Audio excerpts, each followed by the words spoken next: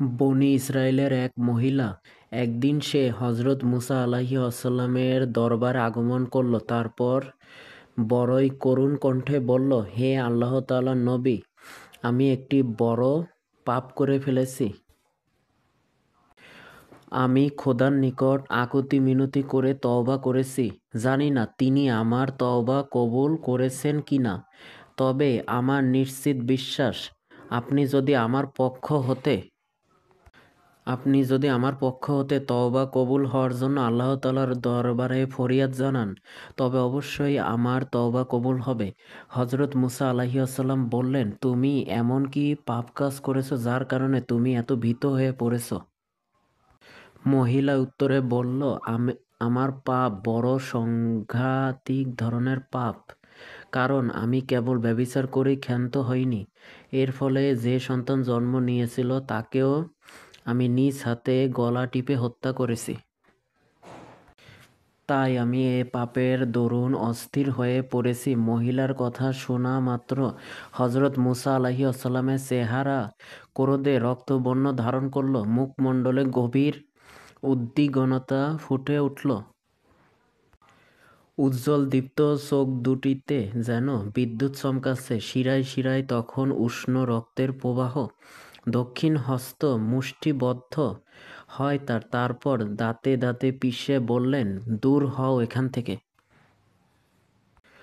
তোমার পাপে কি আমরা ধ্বংস হব? হযরত মুসা আলাইহিস-সালামের রাগের মাত্রা বুঝতে পেরে মহিলা তৎক্ষণাৎ সেখান থেকে চলে গেল। সে এখনও তার বাড়িতে পৌঁছাতে পারেনি। ঠিক এমন সময় হযরত জিবরাইল আলাইহিস-সালাম ওহী নিয়ে হযরত মুসা আলাইহিস-সালামের নিকট আগমন করলেন। বললেন, ওগো আল্লাহ তাআলার নবী, আল্লাহ রাব্বুল আলামিন আপনাকে প্রশ্ন করেছেন যে, এই মহিলার চেয়েও বড় পাপী এবং তার কাজের চেয়েও নিকৃষ্ট কাজ জগতে আছে কি? মুসা আলাইহিস-সালাম জবাবে বললেন, এই মহিলার চেয়ে বড় গুনাহগার এবং তার কর্মের চেয়ে মন্দ কর্ম আর কি হতে পারে?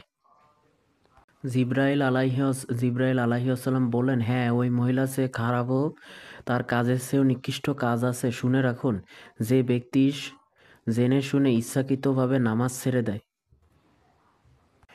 সে ওই জেনাকার এবং অন্যায়ভাবে সন্তান হত্যাকারিণী মহিলার চেয়েও নিকৃষ্ট। হযরত মুসা আলাইহিস-সালামের জামানায় মাত্র 2 ওয়াক্ত নামাজ ফরজ ছিল।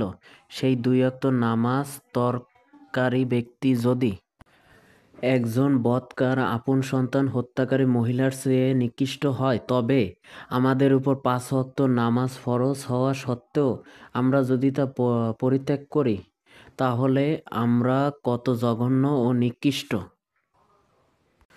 তা সহজে অনুমান করা যায়। যদি কোনো মেয়ে লোক জিনা ব্যভিচারে লিপ্ত হয়, তবে তার স্বামী চরম অসন্তুষ্ট হয়ে তাকে তালাক পর্যন্ত দিয়ে দেন। কিন্তু বহু মুসলমান এমনও রয়েছেন যাদের স্ত্রীরা আদৌ নামাজ পড়ে না, অথচ এজন্য তাদের মনে মোটেও আফসোস নেই। তারা এই বিষয়টিকে অতি সহজভাবে মেনে নেয়। তারা মনে করে নামাজ না পড়লে তেমন কি আর এসে যায়। নাউজুবিল্লাহ।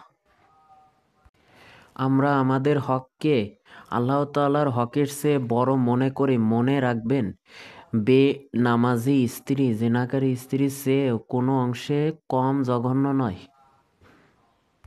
বারবার বোঝানোর পরও, আন্তরিক চেষ্টা চালানোর পরও যদি সে নামাজ পড়তে শুরু না করে, তবে এরূপ স্ত্রীকে পরিত্যাগ করাও সওয়াবের কাজ।